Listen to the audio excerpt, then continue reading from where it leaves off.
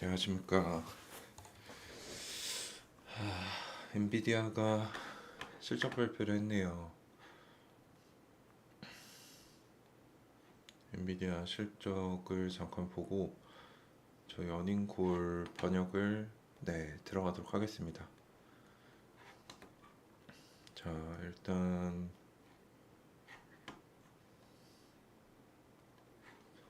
실적 자체는 어닝 서프라이즈였어요. 지금 보시면은 주당 순이익도 훨씬 높고 매출도 더 좋았는데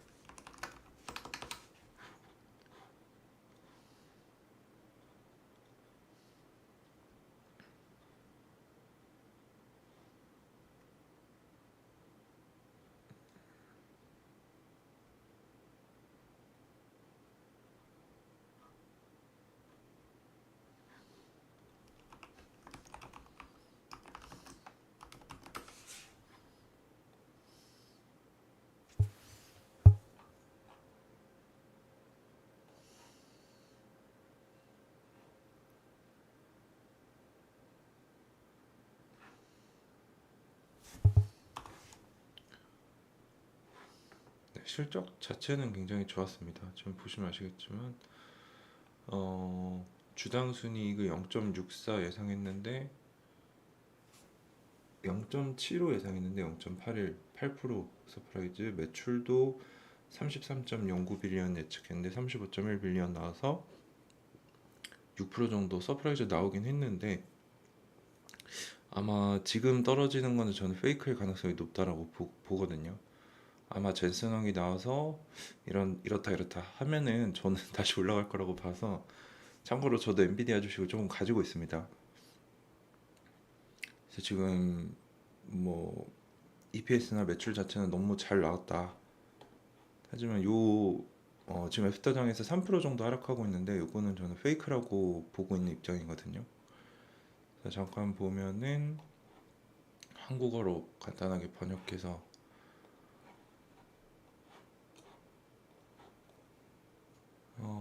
잠깐 보죠. 순수익도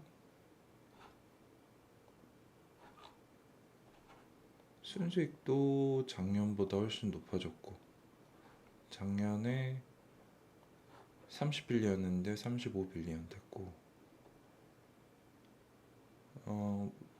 순수익도 좋고 매출도 좋은데 저는 젠슨왕이 나와서 말을 올릴 거라고 생각을 하고 있긴 해요. 데이터 센터 역대 최고 기록 세웠고, 덴마크 최대 규모의 AI 슈퍼컴퓨터 출시, 소프트뱅크가 블랙웰 플랫폼으로 일본에서 가장 강력한 AI 슈퍼컴퓨터 구축 중. 좋은 얘기들밖에 없죠. 근데 이제 차세대 제품 블랙웰이 언제부터 출하하느냐가 관건이었는데 4분기부터 하겠다라고 했고, 어닝콜이 7시부터죠. 7시부터였던 걸로 기억합니다. 11분 넘었고 45분부터네요. 7시부터 맞습니다. 정리된 자료가 혹시 있나? 텔레그램을 한번 볼게요.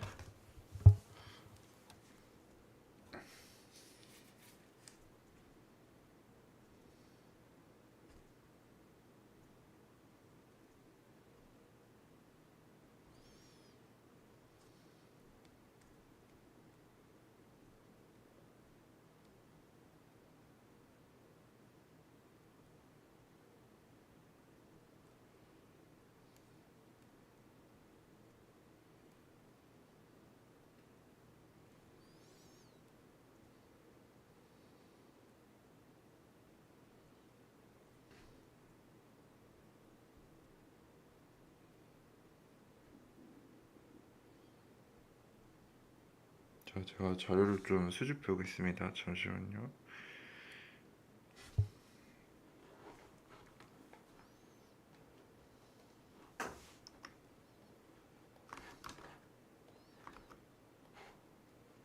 자, 일단 저희가 텔레그램 루팡님 채널에서 받아온 건데 EPS는 예상치 상회했고 매출도 상회했고 총이익률도 예상치 상회. 뭐 숫자 자체는 일단 굉장히 좋죠. 그래서 떨어질 이유 자체는 없어요, 숫자에서는. 그리고 부문별 매출도 데이터 센터 예상이 291억 달러였는데 308억으로 상회. 게이밍도 상회, 전문시각화도 상회, 자동차도 상회. 영업이익도 상회, 순이익도 상회. 이건 빠질 이유가 없는 것 같은데, 데이터 센터도 308억 불의 기록적 매출 달성. 게이밍도 신규 AI PC 매출 증가로 33억 불 달성. CEO 의견: AI 시대가 도래하며 모든 산업과 국가가 변혁을 겪고 있다. 엔비디아는 지금 주력 제품인 하퍼와 차세대 제품인 블랙웰에 대한 엄청난 수요를 충족시키며 선두를 지키고 있다. 기업, 로보틱스, 국가들이 AI 인프라를 구축하기 위해 우리의 솔루션을 신속하게 채택하고 있고, 배당이 나오네요. 원래 엔비디아가 배당이 있었나요? 저는 엔비디아를 신규 매수한 지 얼마 안 돼서 지금 공부하고 있는 중인데, 그렇죠. 제가 봐도 이거 지금 떨어지는 거는 가짜 같은데, 배당에 대해서는 제가 한번 확인을 여기서 해보면 시킹 알파를 항상 쓰거든요, 저는.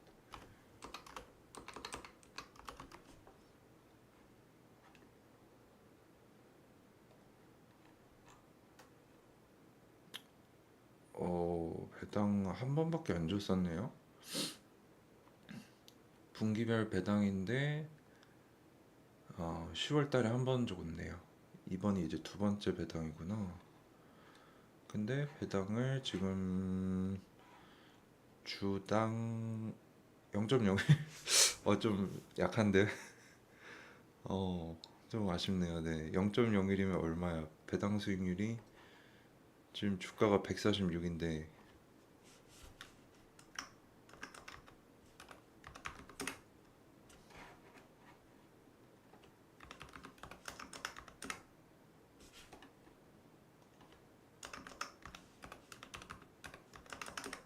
한 0.7% 정도 되네요. 뭐 안 주는 것보다는 낫죠. 네, 뭐 사실 저도 엔비디아를 투자 안 하고 있었는데 갑자기 투자를 해야겠다라고 생각한 게, 어제 영상 여러분들 보셨겠지만 엔비디아가 되게 스마트해요. 이게 어떻게 보냐면, 어떤 분이 댓글에 이렇게 다셨는데, 운동 선수들이 돈을 많이 벌긴 하죠, 잘 나가는 사람들은. 근데 그 운동 선수들이 뛸 수 있는 경기와 협회를 만드는 사람이 돈을 더 많이 봅니다.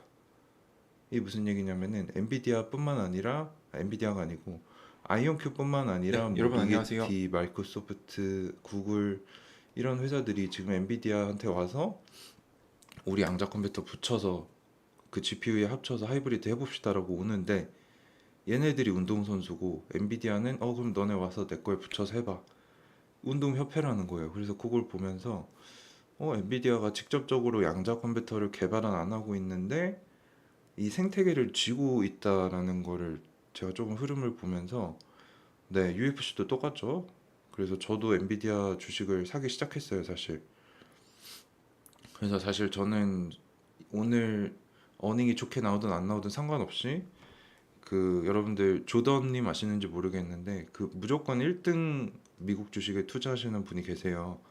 그렇게만 투자해도 우리가 S&P 500을 안전하게 초과 달성할 수 있다, 이런 논지로 투자를 하시는데, 그분 것도 제가 오래 공부를 했는데 되게 괜찮더라고요. 그래서 뭐 양자 생태계도 가져가면서 1등 기업의 AI 시대 주역이다, 뭐 이런 매력 포인트들을 발견을 해서 엔비디아 주식을 최근에 사기 시작했는데, 네, 좀 포지션을 크게 가져가려고 노력을 하고 있습니다. 그래서 이제 기존에는 아이온큐에 제가 몰빵을 했다라고 하면은 조금 더 다각화를 하면서 여러 공부들을 하려고 노력을 하고 있어서, 뭐 엔비디아도 관심을 가져보고 있고, 엊그저께 봉현이 형님이 나와서 얘기하셨던 마라톤 홀딩스 오늘 15%인가 올랐죠.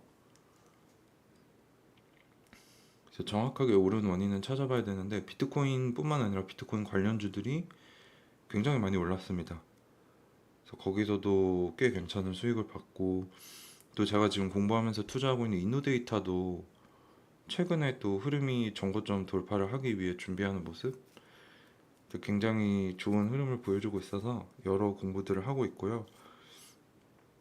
또 제가 유망하게 보는 종목들 몇 개 가지고 매일매일 공부를 하고 있습니다. 자, 이제 아직 시작을 안 했고요.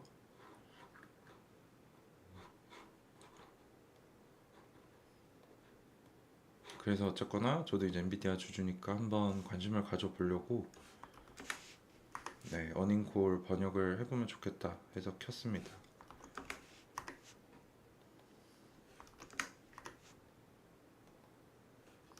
또 제가 어닝콜 번역하면 또 기가 막히게 하죠.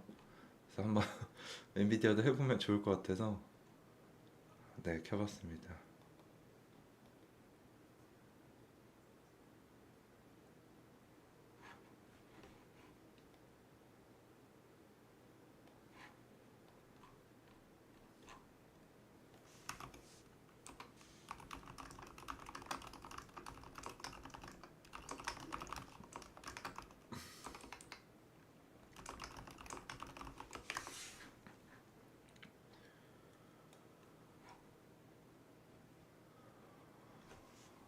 아이온큐 같은 경우는 사실 혼자 따로 보면 안 되고, 이거를 제가 항상 영상에서 말씀드리지만 양자섹터 전체를 같이 봐야 되거든요. 뭐 저희 같은 경우는 이제 오랫동안 아이온큐를 지켜봐와서 이거를 분별할 수 있는데, 사실 많은 대중들은 아직 모릅니다. 그냥 여기 있는 거 다 같이 사는 거예요. 근데 지금 보시면 알키 퀀텀은 양자 통신이니까 차치하고서 다 같이 올랐죠. 특히 D웨이브 많이 올랐고, 이 퀀텀 컴퓨팅 잉크는 아까 보니까 뭐 신규 수주 나왔다고 하는데, 봐볼까요? QCI 보면은 QCI Investor Relations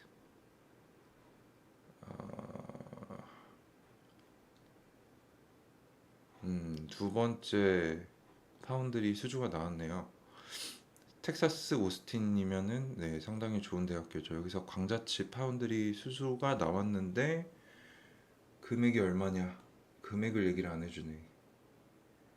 25년 1분기 생산 예상이다. 그리고 그 전에 처음에 나왔던 거는 어딘지 얘기 안 해줬죠. 아시아에 있는 뭐 유망한 어디다. 근데 엔비디아는 아니고 텍사스 주립대학교 오스틴인데, 솔직하게 말씀드리면 이 회사에 대해서 아이온큐 장기 주주들 있잖아요. 저뿐만 아니라 외국인 분들한테도 제가 물어봤는데 자파타 스멜이 난다라고 하는 사람들이 많아요. 그래서 저는 개인적으로 이 회사 투자 안 하고 있고요. 이 회사 여러분들 아시겠지만 직원이 40명에 전분기 매출이 얼마였는지 아세요? 전분기 매출이 2억이었습니다. 2억 원, 2억 달러도 아니고. 그래서 조심할 필요가 있어요. 이 회사는 지금 실적 보면은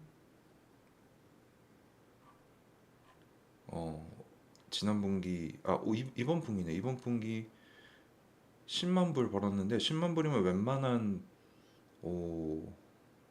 마트 매출도 안 나온다는 거고요. 이게 제가 왜 위험하다고 하냐면 금액을 얘기를 안 해주잖아요. 그게 이상한 겁니다. 이제 자신이 있으면 아이온큐처럼 우리 700억짜리 했다 이렇게 얘기를 하는데, 뭐 아시아에 있는 어떤 유망한 연구소와 뭐 체결을 했고 텍사스 오스틴 뭐 이름은 좋다 이거예요. 근데 금액을 얘기를 안 해주잖아요. 이건 굉장히 전 수상하다고 보거든요. 그리고 이 회사가 지금 적자가 얼마였지?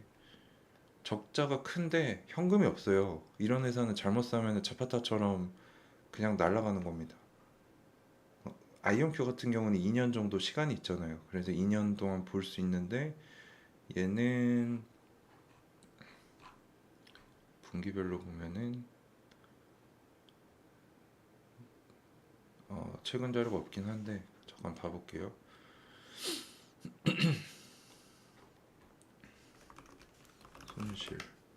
순손실이 570만 달러. 근데 지금 현금이 310만 달러면 무슨 얘기냐면은 한 분기밖에 못 버텨요. 더 버티려면 유상증자 해야 돼요라는 소리거든요. 근데 유상증자를 아마 크게 할 겁니다. 왜냐면 지금 이 주가를 끌어올리는 것 자체가 유상증자 하려고 호재를 터트리면서 주가를 올리는 걸 수도 있고, 실제로 유상증자 했었죠. 저는 그거 보고 이 회사 좀 이상하다라고 생각했어요. 여기 보시면 첫 수주 띄워서 주가 한 60% 올려놓고 바로 유상증자 4천만 달러 때려버렸죠. 이런 주식은 저라면 절대로 안 삽니다. 이거는 작전이라고 하긴 좀 그런데 이 소수의 사람들이 장난을 치는 걸 수도 있고요. 자파타도 여러분들 보시면 아시겠지만, 네, 뭔가 노력도 안 하고 그냥 우리 어려워, 그리고 직원들 다 해고해 버렸는데 말이 안 되는 거죠. 애초부터 사기였다는 겁니다. 그거는. 그래서 그런 회사들 피하려면은 이 회사 현금이 얼마 있냐, 적자가 얼마냐 딱 나눠서 몇 분기 버틸 수 있다, 그거를 계산해 보시고, 이 회사 매출이나 인력 규모를 봤을 때 요 정도면은 망하진 않을 것 같다, 그 정도로 봐야 되는데, QCI는 스캠이다 라고 저는 개인적으로 보고 있는 사람이고, 절대로 투자 안 합니다 이런데. 만약에 하시더라도 포트폴리오에 진짜 소액만 한 10% 정도만, 이 돈 없어져도 어쩔 수 없지, 요 정도로 하셔야지. 지금 아이온큐랑 QCI는 엄청나게 사이즈가 차이 많이 나요. 이 회사는 지금 시가총액이 얼마야? 시가총액이 4억 불도 안 됩니다. 근데 지금 아이온큐는 시가총액이 한 60억 달러? 한 9조 정도 되죠. 사이즈 자체가 뭐 10배 이상 차이가 나기 때문에 조심하셔야 됩니다. 뭐 제가 제 개인적인 생각이니까 강하게 말씀 못 드리는데, 저라면 저런 회사 절대로 투자 안 한다. 너무 위험하다. 지금 아이온큐 투자한다고 해도 위험하다고 하지 말라고 하는 사람들이 많은데, 좀 그렇죠. 띄우고 유상증자하고 또 띄우고, 과연 뭘 하려고 하는 걸까? 좀 의구심이 드는 회사입니다. 엔비디아가 QCI랑 파트너십을 맺은 게 있나요? 저는 못 본 것 같은데.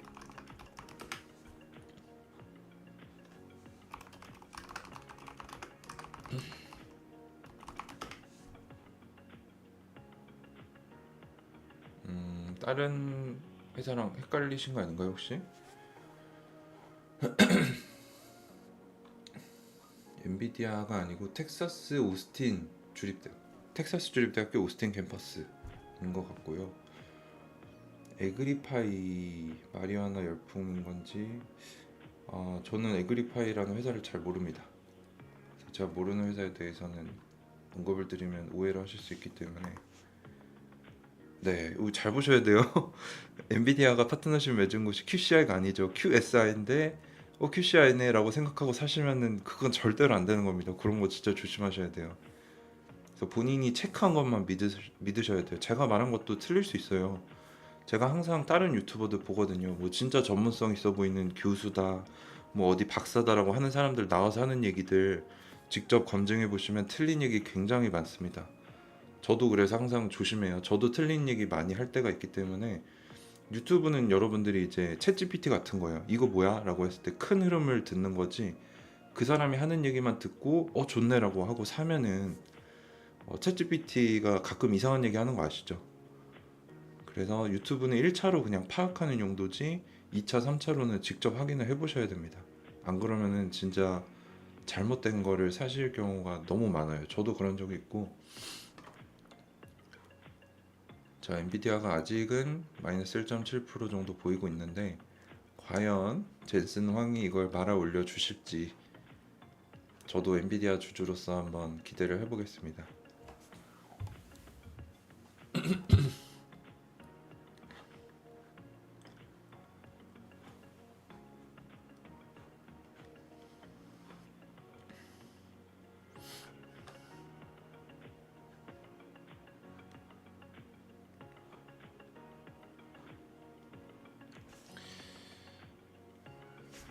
자, 얼마 전에 마라톤 디지털 홀딩스를 올렸더니 많은 분들이 의견이 되게 갈렸거든요. 이 회사는 잡주다, 이 회사는 전환사채 맨날 발행하니까 사면 안 된다, 뭐 이런 얘기 하시는 분들도 있었고, 어떤 분들은 이제 비트 맥시에 가까우신 분들은 이거 회사 좋은 회사니까 앞으로 올라갈 거다 뭐 이런 얘기 하시는 분들도 있었고, 네, 뭐 의견이 분분했는데 뭐 결과적으로는 오늘 많이 올랐죠. 그래서 저는 역시 한 분야에 오랫동안 투자해온 사람들의 인사이트는 무시할 순 없다. 이틀 동안 22% 올랐습니다. 그래서 또 봉현이 형은 제가 굉장히 신뢰하는 동료이기도 하고요. 네, 마라탕이라고 하시더라고요. 그래서 이제 갈리는 부분이 비트코인 계속 오른다고 생각하는 사람들은 마라탕 좋게 보시고, 비트코인 아직도 허상이다라고 보시는 분들은 이런 잡주 왜 사냐 이렇게 갈리기 때문에, 그래서 지금 주가가 낮은 거겠죠. 아직도 지금 뭐 보시면 아시겠지만 비트코인을 엄청나게 많이 가지고 있는 마이클 세일러 CEO가 계시는 그 마이크로 스트래티지, 여기는 주가가 미친 듯이 올랐는데 반면에 비트코인을 많이 가지고 있는 편에 속하는 마라톤 디지털 홀딩스는 주가가 거의 안 올랐어요. 아직도 여기 수준. 그래서 많은 분들이 매출도 안 나고 전환사채 발행하는데 왜 이런 회사를 사냐, 거기에 대한 봉현이 형의 답변은 이 회사는 지금 채굴 장비들을 가지고 AI 데이터 센터로 전환을 하고 있고, 그걸 위해서 지금 뭐 임원진들도 다 바꿨다라고 들었거든요. 그래서 지금은 마치 그런 거죠. 아이온큐 양자 컴퓨터 초기 시대. 그러니까 이게 바뀌기 시작하면서 AI 데이터 센터로 채굴장을 바꾸기 시작하면은 이거 뭐지 하고 사람들이 들어오면서 주가가 올라갈 수 있다라고 얘기를 했던 거고, 또 비트코인도 그때 몇만 개였는지 기억 안 나는데 3만 개인가 6만 개인가 가지고 있기 때문에 비트코인이 오르면 당연히 그 자산도 좋게 잡히고 채굴도 하고 있기 때문에 매출이 반감기에도 불구하고 오를 거다라고 하고 있는데, 비트코인도 제가 제 유튜브에서 작년 이맘때 10월 달에 소개를 한번 드린 적이 있어요. 그때 가격이 한 얼마였을까? 지금 한번 잠깐 보면은 그때 4천만 원 정도 했는데요. 저는 그때부터 모으기 시작했어요. 그래서 지금 한 0.9개 정도 있는데 지금 3배, 3.5배 됐죠. 지금 1억 3천입니다. 그래서 그때 제가 기억해보면 왜 비트코인을 양자 컴퓨터 채널에서 소개하냐, 결과가 말해주죠. 여러분들이 투자를 하실 때도 항상 내가 이거 투자하니까 다른 거 안 볼 거야 이런 식으로 하면 안 됩니다. 제가 그래서 아이온큐에서 확장을 하는 이유도 지금 한국인들 중에 99%가 아이온큐에서 수익을 내고 있어요. 근데 그 수익을 뭐 장기적으로 가져가는 것도 좋지만 어느 정도 덜어내서 다른 공부를 하면서 다른 자산에 투자를 해보는 것도 장기적으로 여러분들한테 굉장히 도움이 됩니다. 그러니까 독불장군 같은 태도가 도움이 될 때도 있지만 장기적으로 큰 자산가가 되려면 다른 분야도 공부를 해봐야 된다는 거죠. 그래서 저도 이제 유튜브를 조금 컨텐츠를 확장을 한 거예요. 요것만 해서는 내가 더 성장하기 힘들겠구나. 그래서 항상 유연한 자세로 다른 사람들의 말을 들어보고 투자를 해보면 좋을 것 같습니다. 그죠? 저도 사실 아이온큐 몰빵 투자자라고 잘못 알려져 있는데 저는 사실 부동산 비중이 제일 큽니다. 근데 이게 유튜브 채널, 대형 채널 나가면 그냥 저희 의사 안 물어보고 아이온큐 몰빵 투자자입니다 이렇게 그냥 내보내버려요. 그걸 제가 뭐라고 해도 안 바꿔줍니다. 그거 이제 여러분들이 유튜브 생태계를 잘 모르셔서 오해를 하실 수 있는데, 누가 미쳤다고 한 자산에 몰빵을 하겠습니까? 중소형주인데. 그거는 너무 위험한 거죠. 그래서 이제 찰리 먼거나 워렌 버핏은 3개의 자산에 나눠라. 3개 정도면 충분하다. 3, 4개? 그래서 저는 지금 이노데이터도 가지고 있고 아이온큐도 당연히 가지고 있고요. 엔비디아도 좀 사고, 또 최근에 좋게 보는 종목 중에 하나는 또 셀트리온은 이제 저희 멤버십에서 깊게 분석을 들어갔는데 셀트리온도 한 두세 배 정도 1, 2년 내에 오를 거라고 생각하고 매수를 시작을 했어요. 그래서 그런 식으로 한 주력 종목을 3, 4개 정도로 가져가 볼 생각입니다. 부동산은 우리나라에서 깔아놓으면은 뭐 나쁘기가 쉽지가 않죠. 괜찮은 걸 샀다면.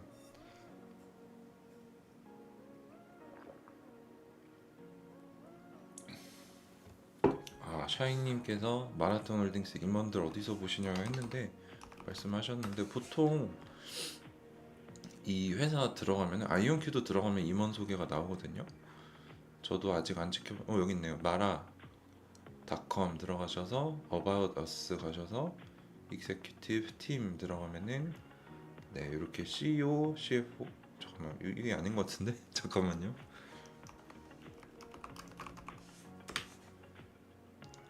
맞네요. 네 저도 공부 더 해야 됩니다. 저도 이 회사 아직 잘 몰라요.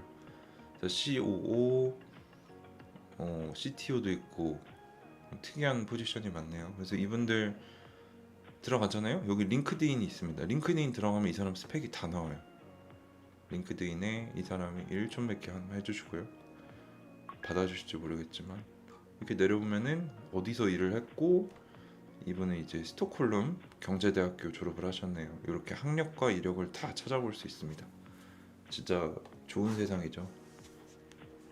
그리고 더 나아가서 인력 동향 보시려면은 이 회사를 찾아요. 여기서 마라 찾았다고 칠게요. 그리고 분석에 가보시면은 근데 이거는 프리미엄 등록하신 분들만 나올 텐데 지금 직원 수가 계속 늘어나고 있죠. 이 얘기는 회사가 성장하고 있다는 얘기고 지금 당장 주가가 안 올랐으면 오를 수도 있다라고 저는 해석을 하거든요. 그래서 그런 식으로 인력 동향을 봐주는 것도 굉장히 좋은 분석법입니다. 자, 그리고 한국인 비중은 세이브로라는 데가 있어요. 이게 이제 예탁결제원에서 증권정보 포털이라고 하네요. 여기서 잠깐만요. 세이브로 해외 주식인가 뭐 이렇게 치면은 여기 이제 한국인들이 가장 많이 가지고 있는 주식이나 뭐 이런 것들을 볼 수 있습니다. 여기도 보시면은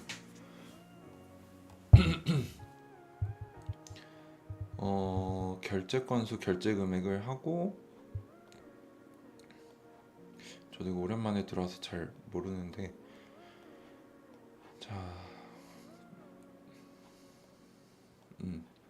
여기서 종목별 내역 누르시고 전체 하고 매수 매도 결제 합친 거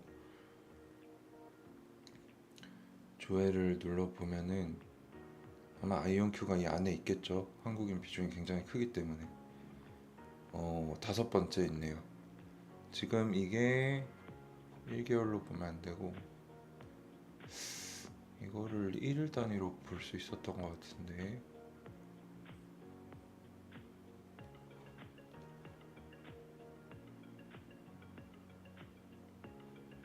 네 이거 뭐 정확한 사용법은 제가 오랜만에 들어와서 잘 모르는데 여러분들 이렇게 가지고 놀다 보시면 또 아실 수 있을 겁니다. 아이온큐가 굉장히 상위에 있는 걸 보실 수 있죠. 테슬라 1위, 테슬라 2배가 2위, 속3 3위, 아이온큐가 4위, 엔비디아가 5위네요. 아이온큐가 굉장히 한국인들 관심을 많이 받고 있다는 걸 알 수 있고 19일 기준으로 보관 금액으로 보면은 아이온큐가 9위네요. 우리나라 사람들이 가장 많이 가지고 있는 주식 9위 아이온큐. 1위는 테슬라, 2위는 엔비디아, 3위는 애플, 4위는 마이크로소프트, 5위는 DQQQ네요. 역시 야수의 심장을 가진 민족인 것 같습니다. 자 이제 1분 뒤에 요거 시작하니까 한번 같이 보시도록 하시죠. 네 어쨌거나 많은 분들이 아이온큐로 수익을 누리고 계셔서 너무 감사하고 좋은 일이고요. 저희가 외화벌이를 하고 있는 거니까 자부심을 가질 필요가 있습니다. 한때는 진짜 뭐 아이온큐 1불 간다 망한다라고 하셨던 분들도 계시죠. 근데 그런 분들 지금 엄청 후회하고 있겠죠. 그때 뭐 주가가 6불 8불일 텐데 지금 거의 30불이잖아요. 그러니까 결과론적이긴 하지만 잘못 판단하면 엄청난 손실을 입는다는 거죠. 그래서 우리가 항상 반대편에 서서 생각을 해보고 네, 또 수익을 누렸을 때 우리가 똑같이 틀면 안 되겠죠. 우리가 지금 수익 누렸는데 안 튀었던 사람들한테 가서 너네 이거 왜 안 샀냐 멍청이들이냐 이런 얘기를 해버리면 똑같은 사람이 되는 겁니다. 그래서 그렇게 되지 말고 오히려 우리는 네, 조용히 갈 길 가면은 그게 더 멋진 거라고 생각을 해요. 그래서 여러분들 장기 투자하셔서 수익 보신 분들 너무 축하드리고 앞으로도 또 제 채널에서 Good 좋은 afternoon. My 종목들을 name is Jalen, and I'll be your conference 발굴을 operator 해서 today. 네, At this time, I would like to welcome everyone to NVIDIA's 시작했으니까 third 꼭 quarter. 들어보겠습니다.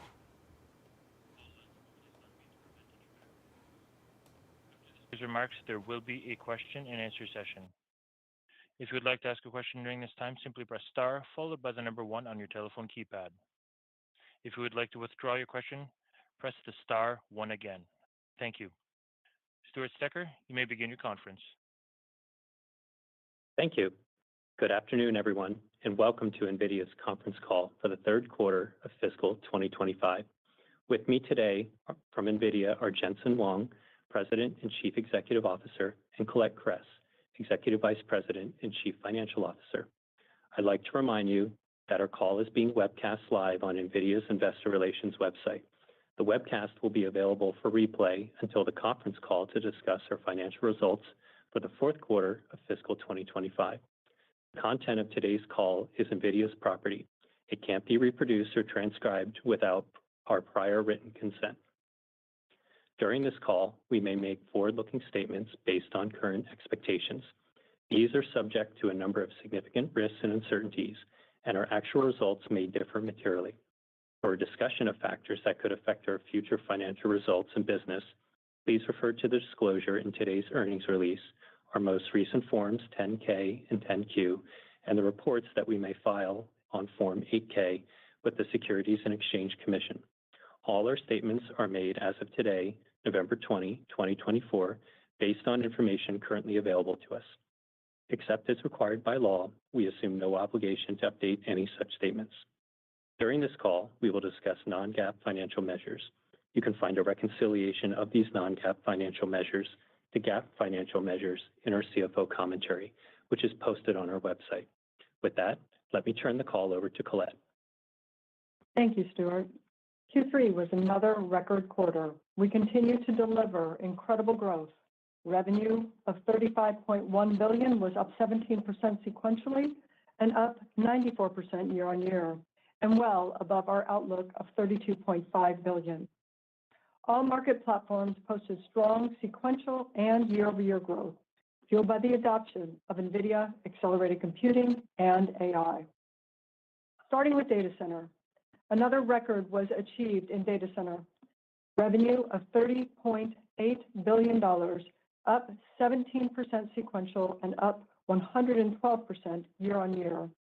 NVIDIA Hopper demand is exceptional, and sequentially, NVIDIA H200 sales increased significantly to double-digit billions, the fastest product ramp in our company's history. The H200 delivers up to 2x faster inference performance and up to 50% improved TCO. Cloud service providers were approximately half of our data center sales, with revenue increasing more than 2x year on year. CSPs deployed NVIDIA H200 infrastructure and high-speed networking with installations scaling to tens of thousands of GPUs to grow their business and serve rapidly rising demand for AI training and inference workloads. NVIDIA H200-powered cloud instances are now available from AWS, CoreWeave, and Microsoft Azure, with Google Cloud and OCI coming soon. Alongside significant growth from our large CSPs, NVIDIA GPU regional cloud revenue jumped 2x year on year as North America, India, and Asia-Pacific regions ramped NVIDIA cloud instances and sovereign cloud buildouts. Consumer internet revenue more than doubled year on year as companies scaled their NVIDIA Hopper infrastructure to support next-generation AI models, training, multimodal and agentic AI, deep learning recommender engines, and generative AI inference and content creation workloads. NVIDIA's Ampere and Hopper infrastructures are fueling inference revenue growth for customers. NVIDIA is the largest inference platform in the world. Our large installed base and rich software ecosystem encourage developers to optimize for NVIDIA and deliver continued performance and TCO improvements. Rapid advancements in NVIDIA software algorithms boosted Hopper inference throughput by an incredible 5x in 1 year and cut time to first token by 5x. Our upcoming release of NVIDIA NIM will boost Hopper inference performance by an additional 2.4x. Continuous performance optimizations are a hallmark of NVIDIA and drive increasingly economic returns for the entire NVIDIA installed base. Blackwell is in full production after a successfully executed mass change. We shipped 13,000 GPU samples to customers in the third quarter, including one of the first Blackwell DGX engineering samples to OpenAI. Blackwell is a full-stack, full infrastructure, AI data center scale system with customizable configurations needed to address a diverse and growing AI market. From x86 to ARM, training to inferencing GPUs, InfiniBand to Ethernet switches, and NVLink, and from liquid-cooled to air-cooled. Every customer is racing to be the first to market. Blackwell is now in the hands of all of our major partners, and they are working to bring up their data centers. We are integrating Blackwell systems into the diverse data center configurations of our customers. Blackwell demand is staggering, and we are racing to scale supply to meet the incredible demand customers are placing on us. Customers are gearing up to deploy Blackwell at scale. Oracle announced the world's first Zettascale AI cloud computing clusters that can scale to over 131,000 Blackwell GPUs to help enterprises train and deploy some of the most demanding next-generation AI models. Yesterday, Microsoft announced they will be the first CSP to offer, in private preview, Blackwell-based cloud instances powered by NVIDIA GB200 and Quantum InfiniBand.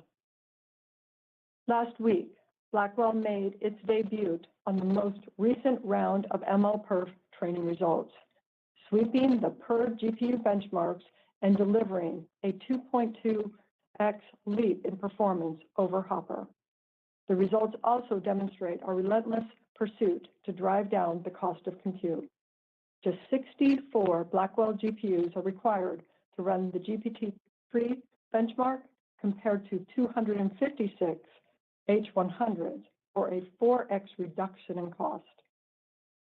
NVIDIA Blackwell architecture with NVLink switch enables up to 30x faster inference performance and a new level of inference scaling throughput and response time that is excellent for running new reasoning inference applications like OpenAI's O1 model.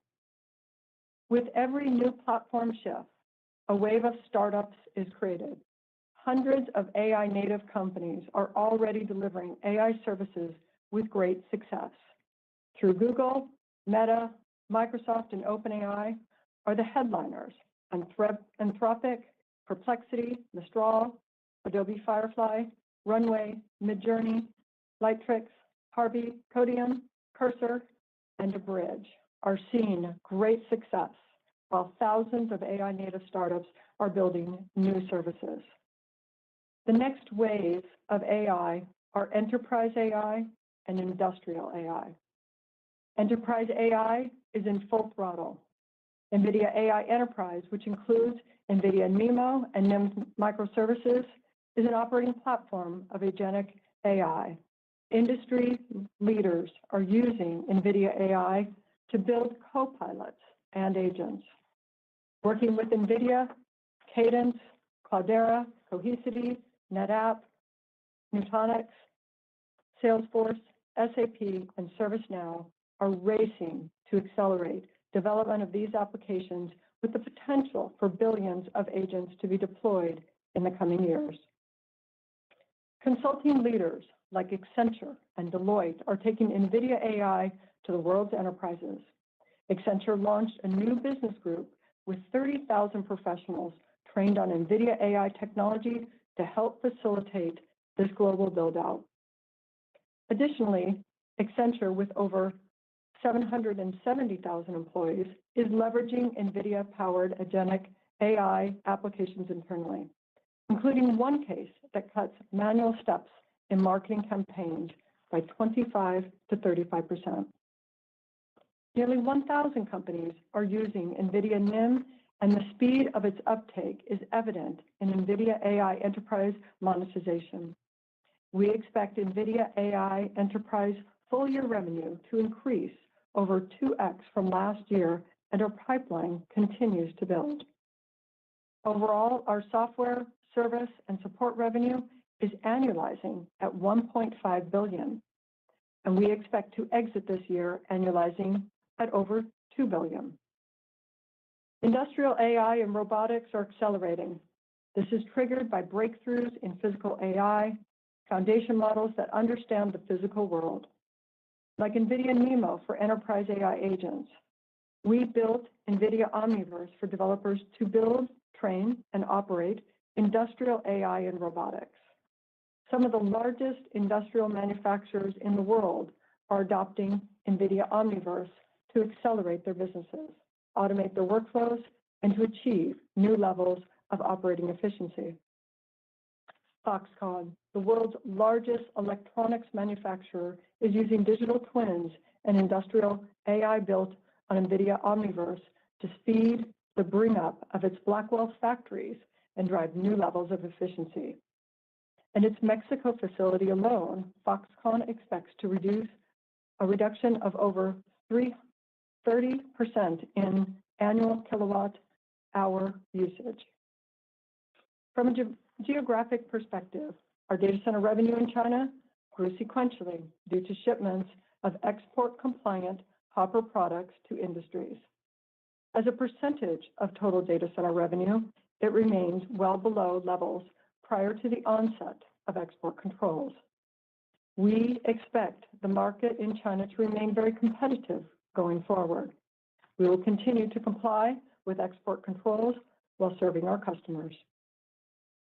Our sovereign AI initiatives continue to gather momentum as countries embrace NVIDIA accelerated computing for a new industrial revolution powered by AI. India's leading CSPs include Tata Communications and Zoda Data Services are building AI factories for tens of thousands of NVIDIA GPUs. By year-end, they will have boosted NVIDIA GPU deployments in the country by nearly 10x.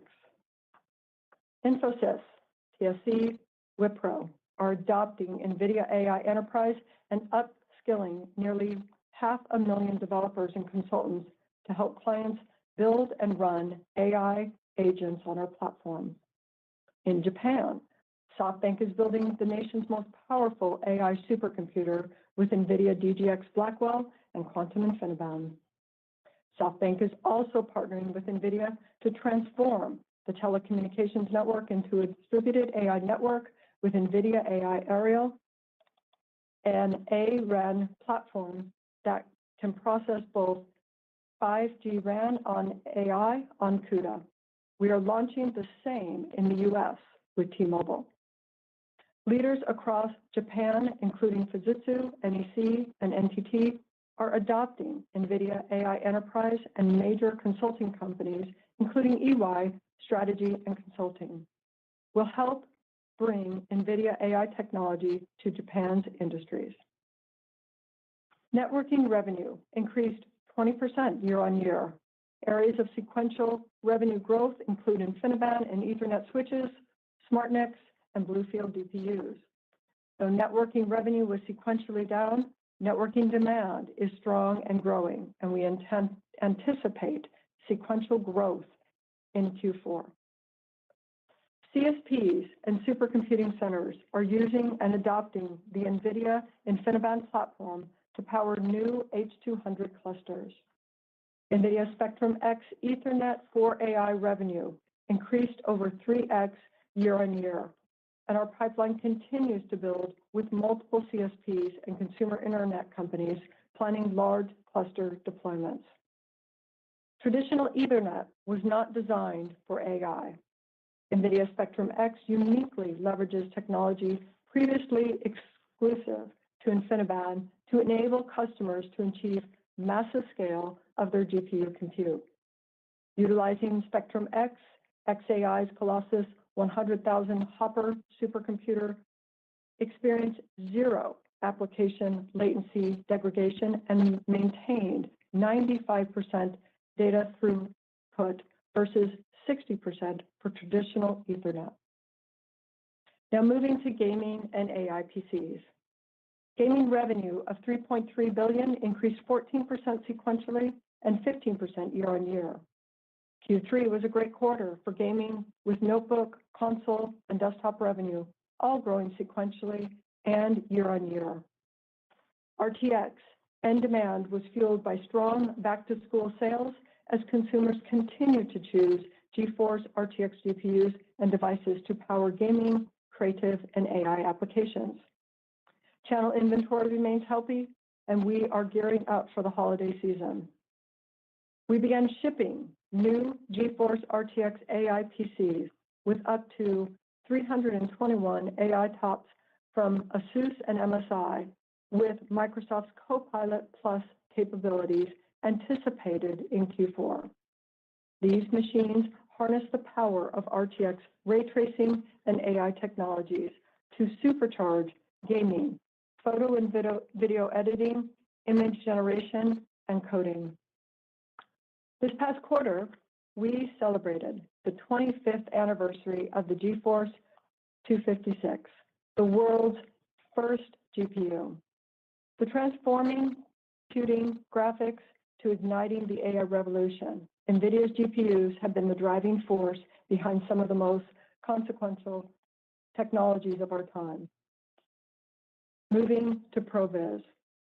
Revenue of $486 million was up 7% sequentially and 17% year-on-year. NVIDIA RTX workstations continue to be the preferred choice to power professional graphics, design, and engineering-related workloads. Additionally, AI is emerging as a powerful demand driver, including autonomous vehicle simulation, generative AI model prototyping for productivity-related use cases, and generative AI content creation in media and entertainment. Moving to automotive. Revenue was a record $449 million, up 30% sequentially and up 72% year-on-year. Strong growth was driven by self-driving ramps of NVIDIA Orin and robust end market demand for NEVs. Volvo Cars is rolling out its fully electric SUV built on NVIDIA Orin and Drive OS. Okay, moving to the rest of the P&L. GAAP gross margin was 74.6% and non-GAAP gross margin was 75%, down sequentially, primarily driven by a mix shift of the H100 systems to more complex and higher cost systems within data center. Sequentially, GAAP operating expenses and non-GAAP operating expenses were up 9% due to higher compute, infrastructure, and engineering development costs for new product introductions. In Q3, we returned $11.2 billion to shareholders in the form of share repurchases and cash dividends. Well, let me turn to the outlook for the fourth quarter. Total revenue is expected to be $37.5 billion, plus or minus 2%, which incorporates continued demand for Hopper architecture and the initial ramp of our Blackwell products.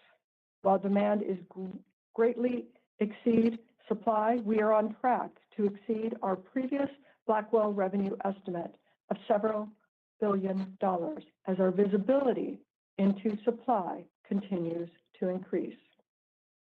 On gaming, although sell-through is strong in Q3, we expect fourth quarter revenue to decline sequentially due to supply constraints. GAAP and non-GAAP gross margins are expected to be 73% and 73.5% respectively, plus or minus 50 basis points. Blackwell is a customizable AI infrastructure with 7 different types of NVIDIA-built chips, multiple networking options, and for air and liquid-cooled data centers. Our current focus is on ramping to strong demand, increasing system availability, and providing the optimal mix of configurations to our customer. As Blackwell ramps, we expect gross margins to moderate to the low 70s. When fully ramped, we expect Blackwell margins to be in the mid-70s. GAAP and non-GAAP operating expenses are expected to be approximately $4.8 billion and $3.4 billion, respectively. We are a data center scale AI infrastructure company. Our investments include building data centers for development of our hardware and software stacks and to support new introductions. GAAP and non-GAAP other income and expenses are expected to be an income of approximately $400 million, excluding gains and losses from non-affiliated investments. GAAP and non-GAAP tax rates are expected to be 16.5%, plus or minus 1%, excluding any discrete items. Further financial details are included in the CFO commentary and other information available on our IR websites. In closing, let me highlight upcoming events for the financial community. We will be attending the UBS Global Technology and AI Conference on December 3rd in Scottsdale. Please join us at CES in Las Vegas, where Jensen will deliver a keynote on January 6th, and we will host a Q&A session for financial analysts the next day on January 7th.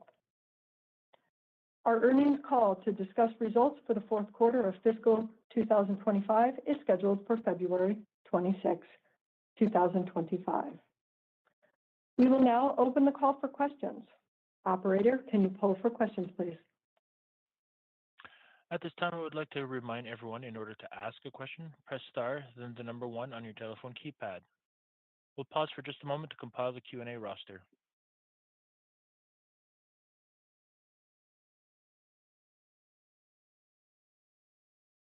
As a reminder, please limit yourself to one question. Your first question comes from the line of CJ Muse of Cantor Fitzgerald. Your line is open.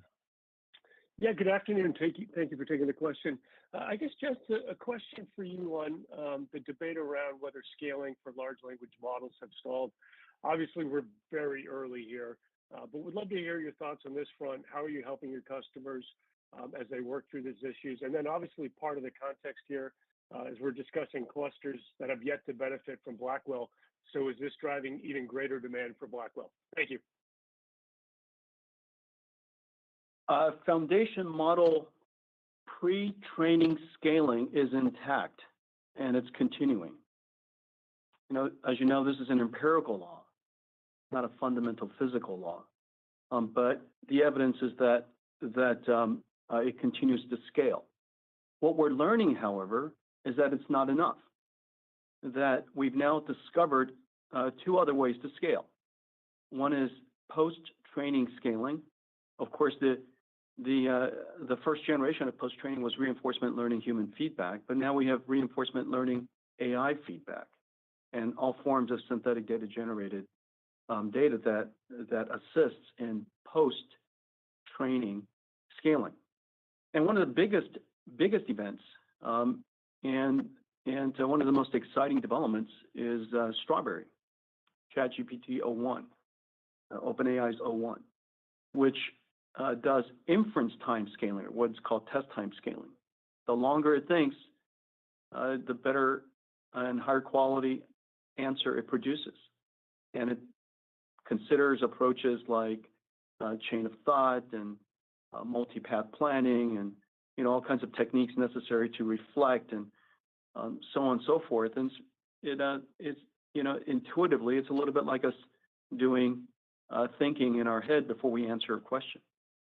And so we now have three ways of scaling, and we're seeing all three ways of scaling. And as a result of that, the demand for our infrastructures is really great.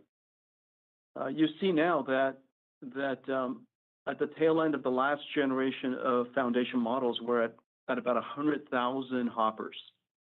The next generation starts at 100,000 Blackwells. And so that kind of gives you a sense of where the industry is moving with respect to pre-training scaling, post-training scaling, and then now, very importantly, inference time scaling. And so the demand is really great for all of those reasons. But remember, simultaneously, we're seeing inference really starting to scale up for our company. We are the largest inference platform in the world today. because our install base is so large, and everything that was trained on Amperes and Hoppers inference incredibly on Amperes and Hoppers. And as we move to Blackwells for training foundation models, it leaves behind it, a large install base of extraordinary infrastructure for inference. And so we're seeing inference demand go up. We're seeing inference time scaling go up. We see the number of AI native companies continue to grow. And of course, we're starting to see enterprise adoption of agentic AI really is the latest rage. And so we're seeing a lot of demand coming from a lot of different places. Your next question comes from the line of Toshiya Hari of Goldman Sachs. Your line is open. Hi, good afternoon. Thank you so much for taking the question. Jensen, you executed the mask change earlier this year. There were some reports over the weekend about some heating issues. On the back of this, we've had investors ask about your ability to execute to the roadmap you presented at GTC this year with Ultra coming out next year and the transition to Rubin in 26. Can you sort of speak to that? And, some investors are questioning that. So if you can sort of speak to your ability to execute on time, that would be super helpful. And then a quick part B, on supply constraints, is it a multitude of componentry that's causing this, or is it specifically, CoWoS, HBM? Is the supply constraints, are the supply constraints getting better? Are they worsening? Any sort of color on that would be super helpful as well. Thank you. Yeah, thanks. So let's see. Back to the first question. Blackwell production is in full steam. In fact, as Colette mentioned earlier, we will deliver this quarter more Blackwells than we had previously estimated. And so the supply chain team is doing an incredible job working with our supply partners to increase Blackwell. And we're going to continue to work hard to increase Blackwell through next year. It is the case that demand exceeds our supply, and that's expected as we're in the beginnings of this generative AI revolution, as we all know. And we're at the beginning of a new generation of foundation models that are able to do reasoning and able to do long thinking, and of course one of the really exciting areas is physical AI that now understands the structure of the physical world. And so Blackwell demand is very strong. Our execution is going well, and there's obviously a lot of engineering that we're doing across the world. You see now systems that are being stood up by Dell and CoreWeave. I think you saw systems from Oracle stood up. You have systems from Microsoft, and they're about to preview their Grace Blackwell systems. You have systems that are at Google. And so all of these CSPs are racing to be first. The engineering that we do with them is, as you know, rather complicated. And the reason for that is because although we build full stack and full infrastructure, we disaggregate all of this AI supercomputer, and we integrate it into all of the custom data centers in architectures around the world. That integration process is something we've done several generations now. We're very good at it, but there's still a lot of engineering that happens at this point. But as you see from all of the systems that are being stood up, Blackwell is in great shape. And as we mentioned earlier, the supply and what we're planning to ship this quarter is greater than our previous estimates. With respect to the supply chain, there are 7 different chips, 7 custom chips that we built in order for us to deliver the Blackwell systems. The Blackwell systems go in air-cooled or liquid-cooled, NVLink 8 or NVLink 72, or NVLink 8, NVLink 36, NVLink 72. We have x86 or Grace, and the integration of all of those systems into the world's data centers is nothing short of a miracle. And so the component supply chain necessary to ramp at the scale, you have to go back and take a look at how much Blackwell was shipped last quarter, which was 0, and in terms of how much Blackwell total systems will ship this quarter, which is measured in billions, the ramp is incredible. And so almost every company in the world seems to be involved in our supply chain. And we've got great partners, everybody from, of course, TSMC and Amphenol, the connector company, incredible company, Vertiv and SK Hynix and Micron, Spill, Amcor, and KYEC, and there's Foxconn and the factories that they've built, and Quanta and WeWin, and Dell and HP and Supermicro, Lenovo, and the number of companies is just really quite incredible. Quanta, and I'm sure I've missed partners that are involved in the ramping of Blackwell, which I really appreciate. And so, anyways, I think we're in great shape with respect to the Blackwell ramp at this point. And then lastly, your question about our execution of our roadmap. We're on an annual roadmap, and we're expecting to continue to execute on our annual roadmap. And by doing so, we increase the performance, of course, of our platform. But it's also really important to realize that when we're able to increase performance and do so at X factors at a time, we're reducing the cost of training, we're reducing the cost of inferencing, we're reducing the cost of AI so that it could be much more accessible. But the other factor that's very important to note is that when there's a data center of some fixed size, and a data center always is of some fixed size, it could be, of course, tens of megawatts in the past, and now it's, most data centers are now 100 megawatts to several hundred megawatts, and we're planning on gigawatt data centers. It doesn't really matter how large the data centers are. The power is limited. And when you're in the power limited data center, the highest performance per watt translates directly into the highest revenues for our partners. And so on the one hand, our annual roadmap reduces cost. But on the other hand, because our perf per watt is so good compared to anything out there, we generate for our customers the greatest possible revenues.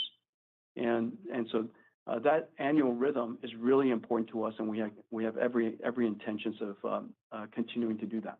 And everything's on track as far as I know. Your next question comes from the line of Timothy Arcuri of UBS. Your line is open.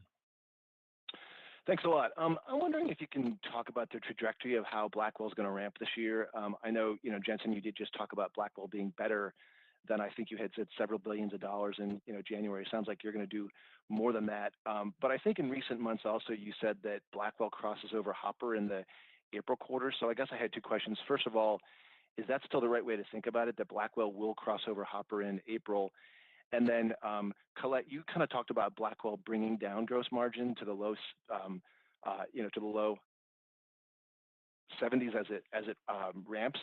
So I guess if April is the crossover, is that the worst of the pressure on gross margin? So you're going to be kind of in the low 70s as soon as April. I'm just wondering if you can sort of shape that for us. Thanks. Why don't you start? Sure. Let me first start with your question, Tim. Thank you, regarding our gross margins. And we discussed that our gross margins, as we are ramping Blackwell in the very beginning, and the many different configurations, the many different chips that we are bringing to market, we are going to focus on making sure we have the best experience for our customers as they stand that up. We will start growing into our gross margins, but we do believe those will be in the low 70s in that first part of the ramp. So you're correct. As you look at the quarters following after that, we will start increasing our gross margins. and we hope to get to the mid-70s quite quickly as part of that ramp. Hopper demand will continue through next year, surely the first several quarters of the next year. And meanwhile, we'll ship more Blackwells next quarter than this, and we'll ship more Blackwells the quarter after that than our first quarter. And so that kind of puts it in perspective. We are really at the beginnings of two fundamental shifts in computing that is really quite significant. The first is moving from coding that runs on CPUs to machine learning that creates neural networks that runs on GPUs. And that fundamental shift from coding to machine learning is widespread at this point. There are no companies who are not going to do machine learning. And so machine learning is also what enables generative AI. And so on the one hand, the first thing that's happening is, $1 trillion worth of computing systems and data centers around the world is now being modernized for machine learning. On the other hand, secondarily, I guess, is that on top of these systems we're going to be creating a new type of capability called AI. And when we say generative AI, we're essentially saying that these data centers are really AI factories. They're generating something. Just like we generate electricity, we're now going to be generating AI. And if the number of customers is large, just as the number of consumers of electricity is large, these generators are going to be running 24/7. And today, many AI services are running 24/7, just like an AI factory. And so we're going to see this new type of system come online, and I call it an AI factory because that's really as close to what it is. It's unlike a data center of the past. And so these two fundamental trends are really just beginning. And so we expect this to happen, this growth, this modernization, and the creation of a new industry, to go on for several years. Your next question comes from the line of Vivek Arya of Bank of America Securities. Your line is open. Thanks for taking my question. Colette, just to clarify, do you think it's a fair assumption to think NVIDIA could recover to kind of mid-70s gross margin in the back half of calendar 25? Just wanted to clarify that. And then, Jensen, my main question, historically, when we have seen hardware deployment cycles, they have inevitably included some digestion along the way. When do you think we get to that phase, or is it just too premature to discuss that because you're just the start of Blackwell? So how many quarters of shipments do you think is required to kind of satisfy this first wave? Can you continue to grow this into calendar 26? Just how should we be prepared to see what we have seen historically, right? The periods of digestion along the way of a long-term kind of secular hardware deployment. Okay. Vivek, thank you for the question. Let me clarify your question regarding gross margins.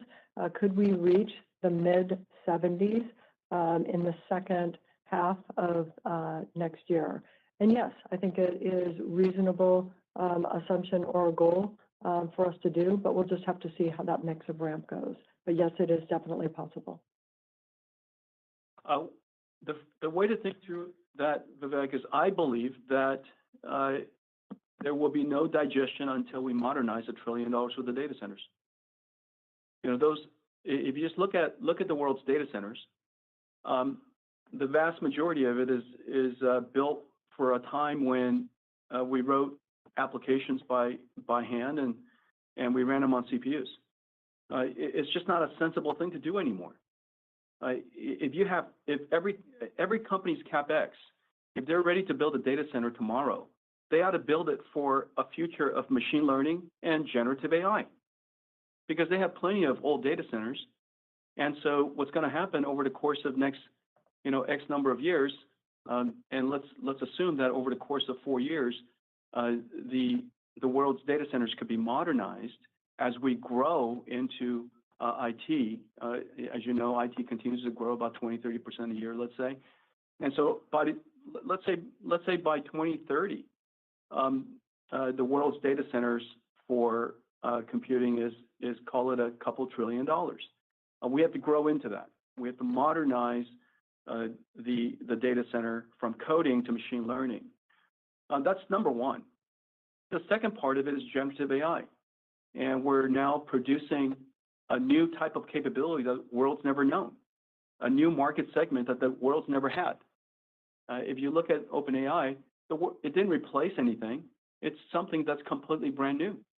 It's in a lot of ways, as when the iPhone came, it was completely brand new. It wasn't really replacing anything. And so we're going to see more and more companies like that. They're going to create and generate out of their services essentially intelligence. Some of it would be digital artist intelligence like Runway. Some of it would be basic intelligence like OpenAI. Some of it would be legal intelligence like Harvey. Digital marketing intelligence like Writers, so on and so forth. And the number of these companies, what are they called? AI native companies are just in hundreds, and almost every platform shift. There were internet companies, as you recall. There were cloud first companies. There were mobile first companies. Now they're AI natives. And so these companies are being created because people see that there's a platform shift and there's a brand new opportunity to do something completely new. And so my sense is that we're going to continue to build out, to modernize IT, modernize computing, number one, and then number two, create these AI factories that are going to be for a new industry for the production of artificial intelligence. Your next question comes from the line of Stacy Rasgon of Bernstein Research. Your line is open. Hi, guys. Thanks for taking my questions. Colette, I had a clarification and a question for you. The clarification, just when you say low 70s gross margins, is 73.5 count as low 70s, or do you have something else in mind? And for my question, you're guiding total revenues, and so I mean total data center revenues in the next quarter must be up, quote unquote, several $1 billion. But it sounds like Blackwell now should be up more than that. But you also said Hopper was still strong. So is Hopper down sequentially next quarter? And if it is, why? Is it because of the supply constraints? China's been pretty strong. Is China kind of rolling off a bit into Q4? So any color you can give us on sort of the Blackwell ramp and the Blackwell versus Hopper behavior into Q4 would be really helpful. Thank you. So first, starting on your first question there, Stacy, regarding our gross margin and define low. Low, of course, is below the mids, and let's say we might be at 71, maybe about 72, 72 and a half. We're going to be in that range. We could be higher than that as well. We're just going to have to see how it comes through. We do want to make sure that we are ramping and continuing that improvement, the improvement in terms of our yields, the improvement in terms of the product as we go through the rest of the year. So we'll get up to the mid 70s by that point. The second statement was a question regarding our Hopper and what is our Hopper doing. We have seen substantial growth for H200, not only in terms of orders, but the quickness in terms of those that are standing that up. It is an amazing product, and it's the fastest growing and ramping that we've seen. We will continue to be selling Hopper in this quarter, in Q4 for sure. That is across the board in terms of all of our different configurations, and our configurations include what we may do in terms of China. But keep that in mind that folks are also at the same time looking to build out their Blackwell. So we've got a little bit of both happening in Q4. But yes, is it possible for Hopper to grow between Q3 and Q4? It's possible, but we'll just have to see. Your next question comes from the line of Joseph Moore of Morgan Stanley. Your line is open. Great, thank you. I wonder if you could talk a little bit about what you're seeing in the inference market. You've talked about Strawberry and some of the ramifications of longer scaling inference projects. But you've also talked about the possibility that as some of these Hopper clusters age, that you could use some of the Hopper latent chips for inference. So, I guess, do you expect inference to outgrow training in the next kind of 12-month time frame, and just generally your thoughts there? Our hopes and dreams is that someday the world does a ton of inference, and that's when AI has really succeeded. Is when every single company is doing inference inside their companies for the marketing department and forecasting department and supply chain group and their legal department and engineering, of course, and coding, of course, and so we hope that every company is doing inference 24/7, and that there will be a whole bunch of AI native startups, thousands of AI native startups that are generating tokens and generating AI, and every aspect of your computer experience, from using Outlook to PowerPointing, or when you're sitting there with Excel, you're constantly generating tokens. And every time you read a PDF, open a PDF, it generated a whole bunch of tokens. One of my favorite applications is Notebook LM. This Google application that came out.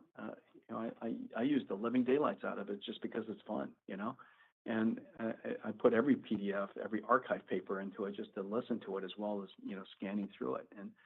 And so I think that's the goal, is to train these models so that people use it. And there's now a whole new era of AI, if you will, a whole new genre of AI called physical AI. Just as large language models understand the human language and the thinking process, if you will. Physical AI understands the physical world, and it understands the meaning of the structure, and understands what's sensible and what's not, and what could happen and what won't. And not only does it understand, but it can predict, roll out a short future. That capability is incredibly valuable for industrial AI and robotics, and so that's fired up so many AI native companies and robotics companies and physical AI companies that you're probably hearing about, and it's really the reason why we built Omniverse. Omniverse is so that we can enable these AIs to be created and learn in Omniverse, and learn from synthetic data generation and reinforcement learning, physics feedback instead of human feedback. It's now physics feedback. To have these capabilities, Omniverse was created so that we can enable physical AI. And so that the goal is to generate tokens. The goal is to inference, and we're starting to see that growth happening. So I'm super excited about that. Now, let me just say one more thing. Inference is super hard, and the reason why inference is super hard is because you need the accuracy to be high. On the one hand, you need the throughput to be high so that the cost could be as low as possible. But you also need the low latency to be low. And computers that are high throughput as well as low latency is incredibly hard to build. And these applications have long context lengths because they want to understand. They want to be able to inference within understanding the context of what they're being asked to do. And so the context length is growing larger and larger. On the other hand, the models are getting larger. They're multimodality. Just the number of dimensions that inference is innovating is incredible. And this innovation rate is what makes NVIDIA's architecture so great, because our ecosystem is fantastic. Everybody knows that if they innovate on top of CUDA, on top of NVIDIA's architecture, they can innovate more quickly, and they know that everything should work. And if something were to happen, it's probably likely their code and not ours. And so that ability to innovate in every single direction at the same time, having a large installed base so that whatever you create could land on an NVIDIA computer and be deployed broadly all around the world in every single data center, all the way out to the edge, into robotic systems. That capability is really quite phenomenal.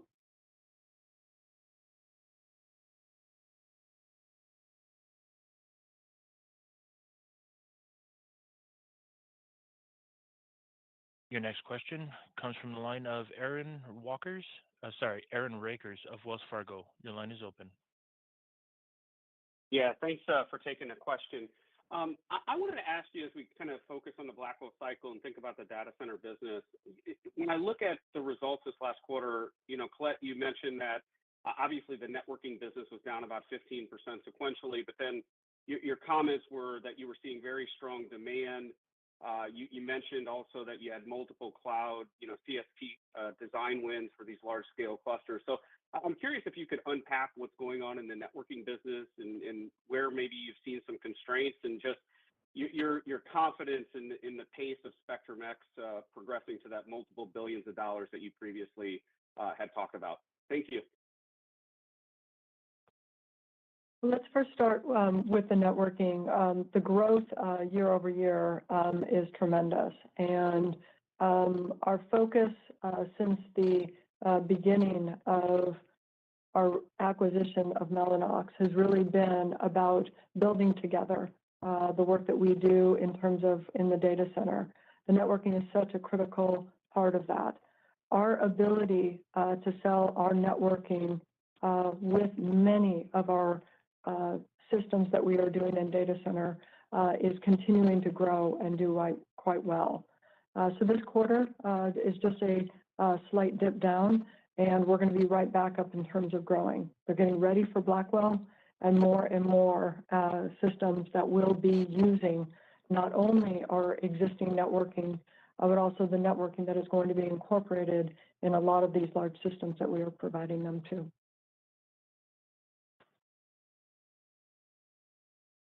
Your next question comes from the line of Atif Malik of Citi. Your line is open.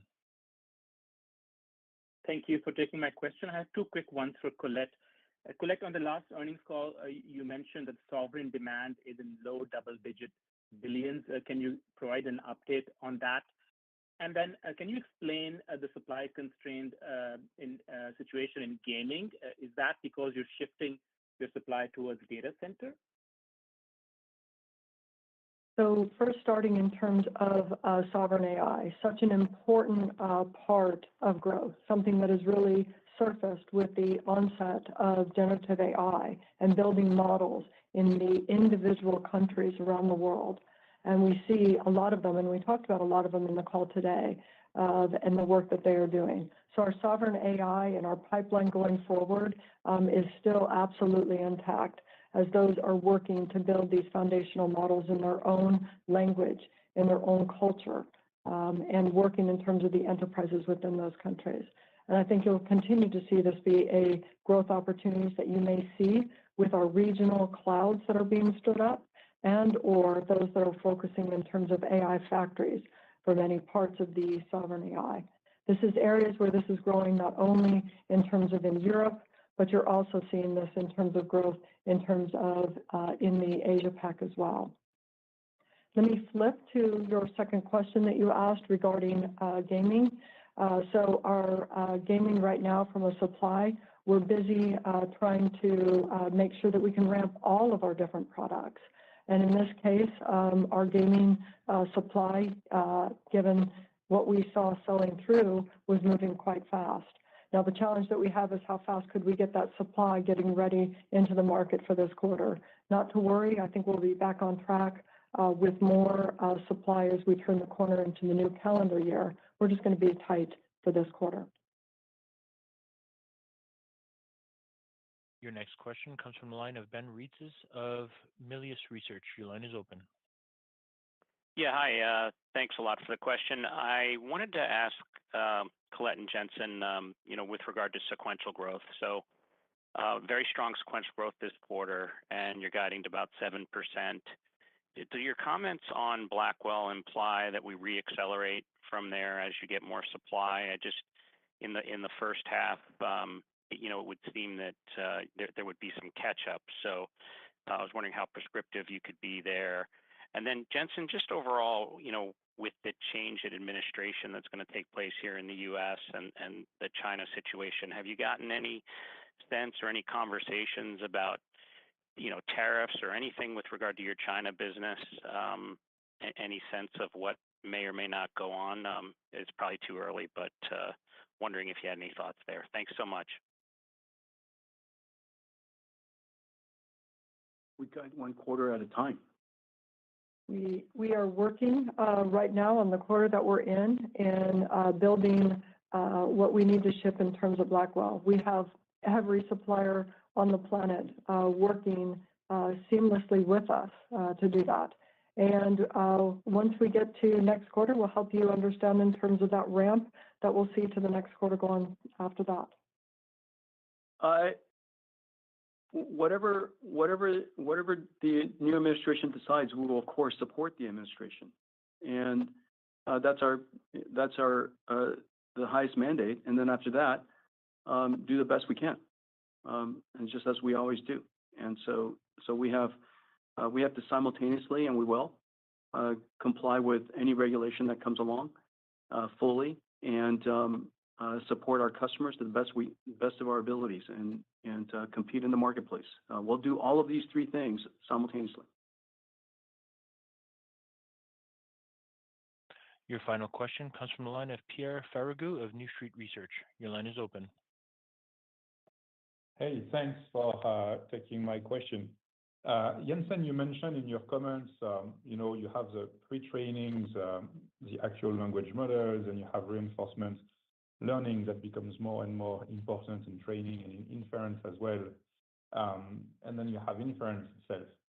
And I was wondering if you have a sense, like a high-level typical sense of out of an overall AI ecosystem, like maybe one of your clients or one of the large models that are out there today, how much of the compute goes into each of these buckets? How much for the pre-training, how much for the reinforcement, and how much into inference today? Do you have any sense for how it's splitting and where the growth is the most important as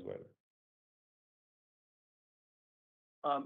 Well, today it's vastly in pre-training of foundation model, because as you know, post-training, the new technologies are just coming online, and whatever you could do in pre-training and post-training, you would try to do so that the inference costs could be as low as possible for everyone.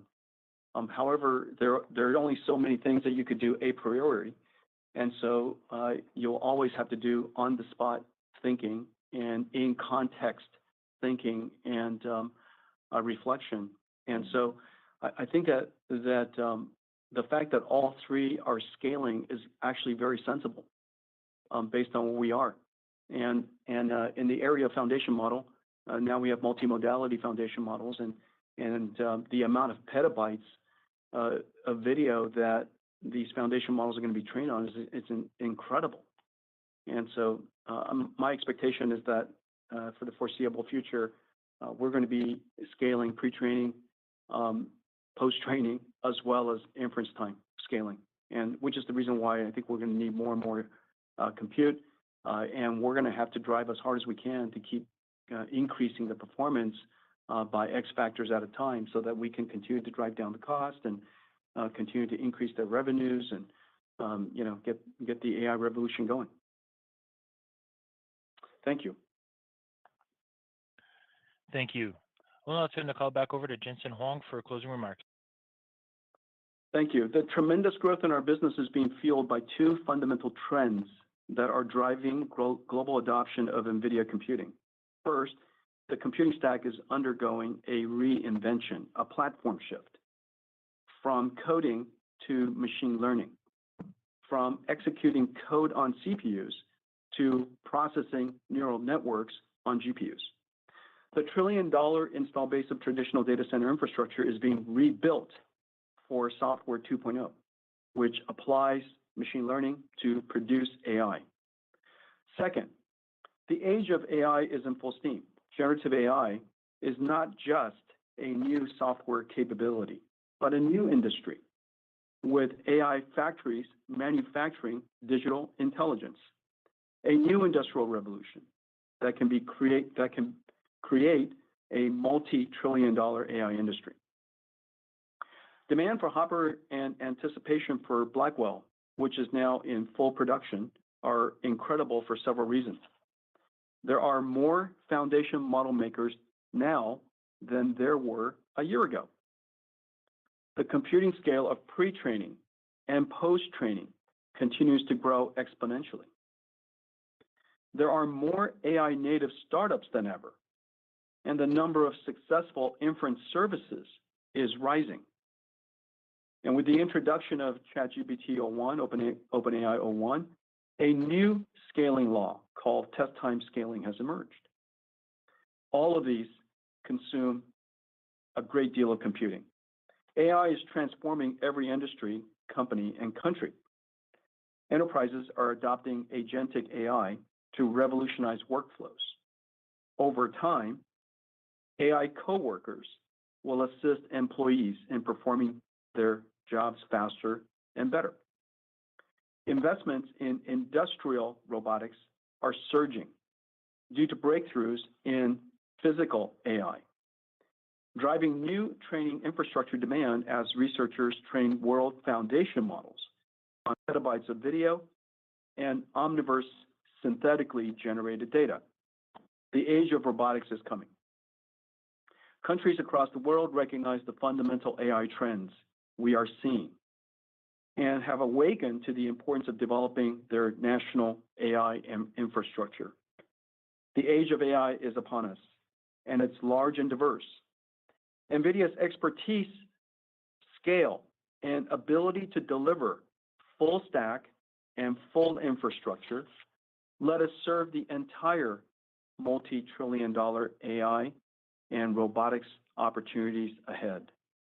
From every hyperscale cloud, enterprise private cloud, to sovereign regional AI clouds, on-prem to industrial edge and robotics. Thanks for joining us today, and catch up next time. This concludes today's conference call. You may now disconnect. 끝났습니다. 생각보다 엄청 빡세네요. 아이온큐는 이렇게 질문이 많지 않아서 한 40분이면 끝났는데 얘는 1시간을 넘게 하네요. 제가 느낀 거를 말씀을 드리면 지금 주가가 일단 회복을 못했죠. 마이너스 1% 정도 애프터마켓에서 떨어지고 있는데 매출이나 EPS 다 너무 잘 나왔는데 시장이 너무 기대치가 과도했던 것이 아닌가. 어쨌거나 지금 하락을 하는 이유를 한번 찾아보자면 지금 호퍼가 메인 아키텍처인데 이게 이제 블랙웰로 넘어가고 있죠. 근데 블랙웰 판매가 이제 시작이 됐는데 점점 더 많이 팔릴 겁니다. 4분기가 되고 내년이 되면서. 근데 블랙웰의 초기 마진이 지금 엔비디아 마진이 73.5%인데 이제 75%죠. 근데 이게 조금 낮아질 거라고 예상을 하고 있다는 게 조금 주가가 떨어지고 있는 요인이 아닌가. 근데 물론 이건 단기적이고 젠슨 황이나 CFO가 얘기했지만 이것도 다시 우리가 올려서 70% 중반대까지 올리겠다 라고 했고, 또 젠슨 황이 여러 번 강조했던 게 두 가지가 있어요. 지금은 이 IT계가 플랫폼적인 변화가 있다. 이제 코딩, 인간이 써서 CPU에서 실행하는 게 아니라 신경망 네트워크를 GPU로 구현해서 머신이, 컴퓨터가 스스로 학습해서 실행하는 시대로 옮겨가고 있다. 이제 AI 시대가 완전히 열렸고 새로운 소프트웨어, 새로운 어플리케이션 정도가 아니라 완전히 새로운 산업과 시대를 열어버렸기 때문에 이 수조 원의 규모의 시장을 엔비디아가 잡아가겠다라는 자신감을 비췄기 때문에 총평을 해보면 단기적으로는 이제 마진이 떨어질 수 있다는 얘기에 뭐 월가나 큰 손들은 자금을 빨리 굴려야 되잖아요. 그래서 빼면서 주가가 떨어질 수 있지만 이제 여러분들이나 저나 이제 현명한 장기 투자자를 추구하는 사람들은 오히려 이때 진입을 해서 다시 블랙웰 마진이 올라올 때 주가가 올라갈 거기 때문에 그때를 기다리는 게 맞는 거겠죠. 그래서 거꾸로 해야 됩니다. 그래서 저 같은 경우는 지금 엔비디아 꽤 많이 사놨어요. 이건 뭐 얘기는 따로 안 하겠지만 엔비디아 비중을 많이 늘린 상태고 단기적으로 좀 부진하긴 했지만 결과적으로는 잘하고 있다는 거고 다시 올라올 거다라는 결론이기 때문에 뭐 오늘 영상으로도 다시 정리드리겠지만 저는 그 맨날 테슬라 분들이 하는 얘기 있잖아요. 저는 좋게 봤어요. 주가는 떨어졌지만 저는 좋게 봤어요. 네. 그래서 저는 좋게 봤습니다. 그래서 저는 앞으로 엔비디아 좀 들고 갈 생각을 하고 있고요. 또 많은 분들이 제 멤버십 물어보셔서 또 최근에 멤버십 물어보신 분들이 많이 늘었어요. 이제 저도 사실은 지금 400분 정도 계시는데 솔직하게 좀 말씀을 드리면 사실 아이온큐에서 제가 어느 정도 비중을 조금씩 장기적으로 줄여 나가겠지만 장기 투자하겠다고는 말씀을 드렸어요. 그래서 제가 하고 싶은 거는 이제 양자 투자로 소기의 목적을 이뤘기 때문에 양자 투자도 계속 하지만 좀 더 넓은 분야로 중소형주나 우량주들, 저평가된 애들을 찾아서 짧게는 2배, 많게는 10배를 노리겠습니다. 그런 채널로 가겠다라고 말씀을 드렸고요. 그래서 이런 작업들을 사실 제가 제 pending 멤버십에서 하고 있었습니다. 그래서 아이온큐에 대해서도 사실 많은 심화 자료들을 제가 드리고 있었거든요. 그래서 그런 부분들 여러분도 혹시 궁금하시면 멤버십에 가입해 주시면 저의 활동에 굉장히 도움이 많이 되거든요. 그래서 뭐 후원하고 싶으신 분들도 사실 유튜브 멤버십보다는 pending 멤버십으로 와주시면 너무 감사할 것 같고요. 어쨌거나 지금 차세대 종목으로 이노데이터 지정을 해서 모아가고 있는데 이것도 뭐 좋은 흐름을 보여주고 있고, 또 셀트리온도 잠깐 말씀드렸는데 그거는 아직은 유튜브에 제가 공개할 생각은 없거든요. 그래서 뭐 그런 것도 혹시 궁금하시면 저희 멤버십 제가 지금 이게 너무 길어서 안 남겨지는데 링크를 남겨둘게요. 그래서 여러분들 궁금하신 분들은 가입해 주시면은 제가 이제 유튜브는 우선순위가 저한테 이제 멤버십이 더 위고 유튜브는 조금 낮긴 합니다. 물론 중요하게 생각하지만 멤버십 분들은 저를 직접 후원해 주시는 분들이기 때문에 좀 더 제가 신경을 쓰고 있어서 혹시 저가 어떤 공부를 하고 어떻게 분석하는지 뭐 이런 것들 궁금하신 분들은 멤버십 가입해 주시면, 저는 이제 전업 투자자 겸 전업 컨텐츠 크리에이터이기 때문에 많은 도움이 될 것 같습니다. 어쨌거나 오늘 엔비디아 실적은 제가 처음 다뤄봤는데 공부할 게 많네요. 그래서 그것들 제가 숙제로 공부를 해보면서 엔비디아 쪽이나 이제 제가 생각하는 차세대 종목들도 앞으로 좀 더 자세히 유튜브에서도 소개해드릴 수 있도록 노력해 보겠습니다. 어쨌거나 이제 끝났으니까 여러분들 오늘 목요일이죠. 그래서 내일까지 파이팅 하시고 모두 지혜로운 현명한 장기 투자자 되셔서 본인이 목표하시는 부의 수준을 달성을 하시면 좋겠습니다. 오늘은 여기서 마무리하고요. 제가 요약본은 오늘이나 내일쯤 올려드리도록 하겠습니다. 함께 해주신 분들 감사하고요. 좋은 하루 되시기 바랍니다. 감사합니다.